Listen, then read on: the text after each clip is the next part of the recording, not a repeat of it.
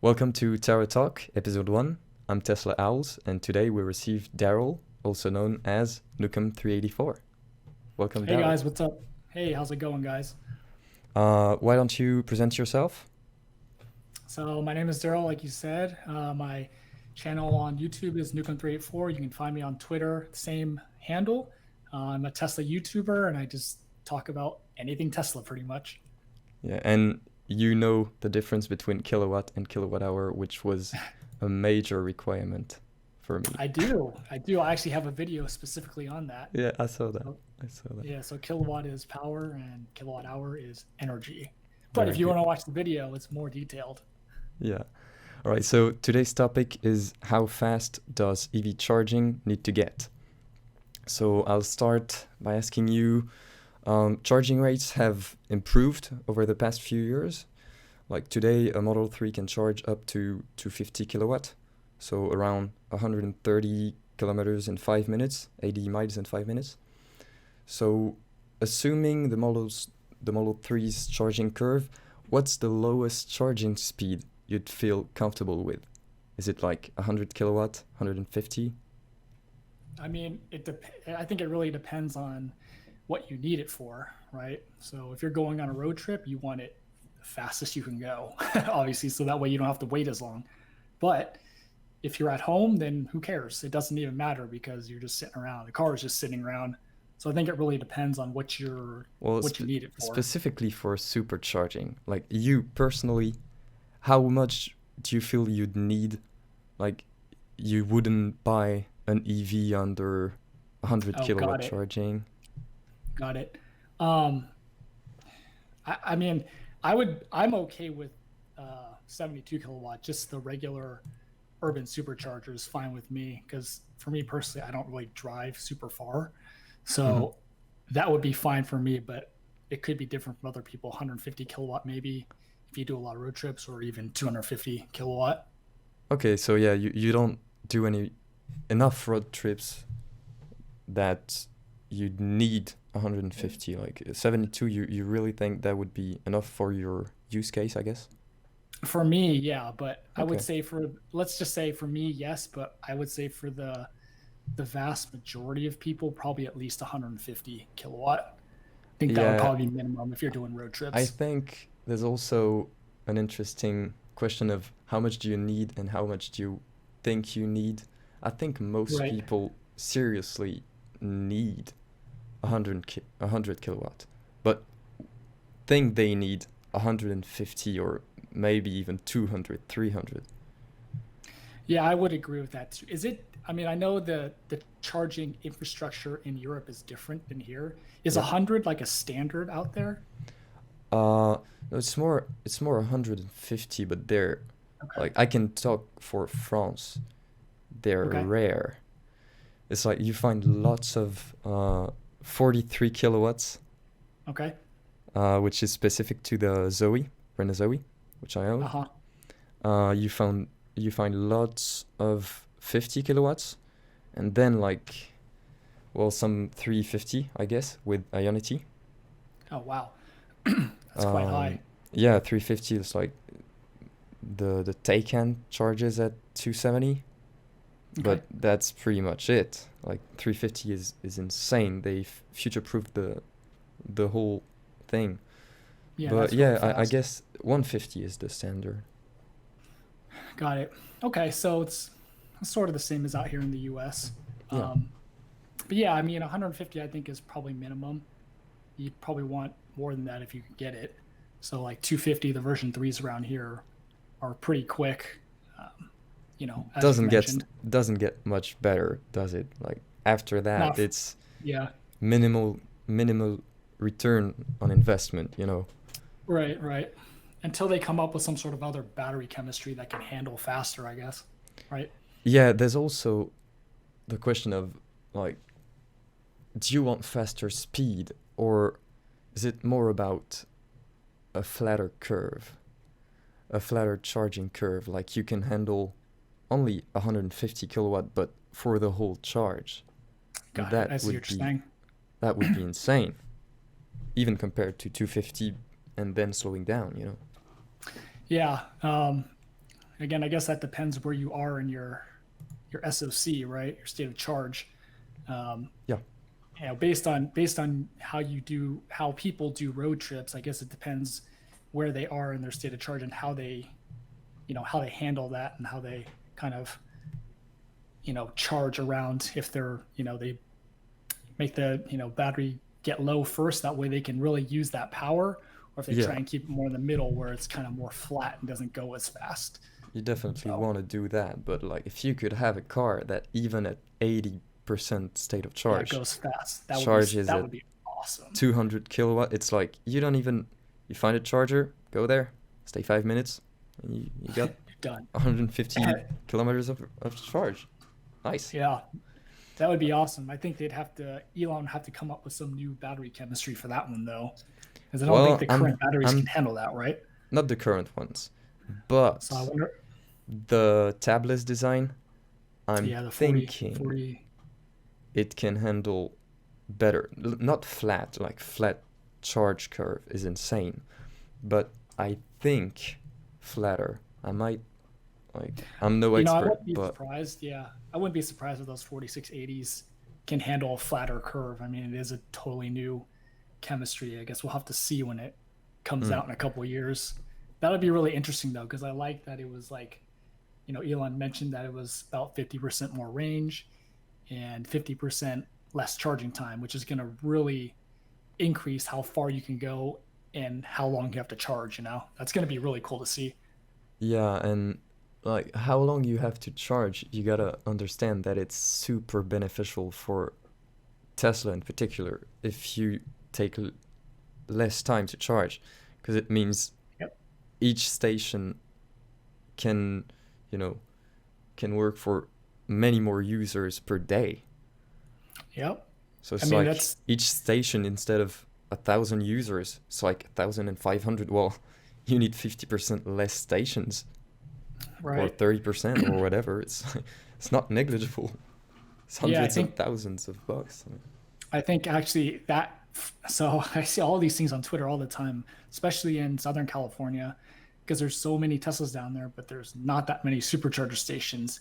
I think this type of thing would totally benefit them because there are always lines of the superchargers down there. So this would be great for them. I'm Yeah, sure they're looking forward to it. flatter curve for the win. Yeah, Yeah. you were speaking about urban superchargers. I've I'm thinking quite often that like urban superchargers, that's 72 kilowatt, but does it make sense? Because ideally, you'd want urban superchargers to be faster, because people who use them, it means they don't have home charging. It means they live in an apartment or whatever. So wouldn't you want those to be quicker so I that think people use them as a gas stations in a way? you could. Yeah. I mean, I think all the stations should be faster if they can handle it, Yeah, if they can ideally, but put that infrastructure in. of course. Um, but yeah, I mean, I guess if you're near an urban station only, you kind of and you know that it's only going to go 72 kilowatts, you would have to plan for it and maybe charge more often and Mm, at less time. So maybe if you're at 50% or 60%, rather than burning the battery all the way down to like yeah. 20 and having to wait that much longer because you can't utilize that 150 or 250 kilowatt power. Mm. Another question I had for you. What do you think the market will end up deciding is enough? Like, will cars just keep increasing charging speeds and like go up to 500, 800 kilowatt, 1,000? Or will people realize and automakers realize that like, okay, we don't need that big a battery, we don't need it to charge that fast, and now either that's fine, 250 is way enough for 95% of people, or let's improve the charging curve or something. I think probably a little bit faster would be beneficial, but maybe not too much. So maybe like 400 or 500. I guess that's not low. That's double 250, but It's maybe something massive. around It's that. like 3,000 kilometers an hour. Yeah, maybe something in that range, just because Mm, um, right now with the current batteries we have, even at 250, it's still going to take you, if you're at 20%, and say you have a long range Model 3, it's still going to take you like 40 minutes to charge. Yeah. So if you had a 500, it's not going to be 20 minutes, right? Because of that curve.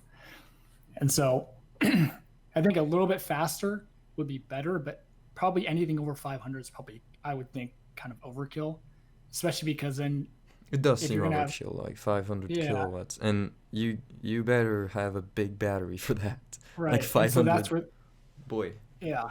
And that's where that comes in too. Like bigger Yeah. battery means more weight, means not as efficient. Yep. And so there obviously is going to be that kind of push and pull. How much battery do we put in the car for, to add that much weight, or it kills your efficiency? And of course, how much power do you want to put in these superchargers to kind of mitigate that extra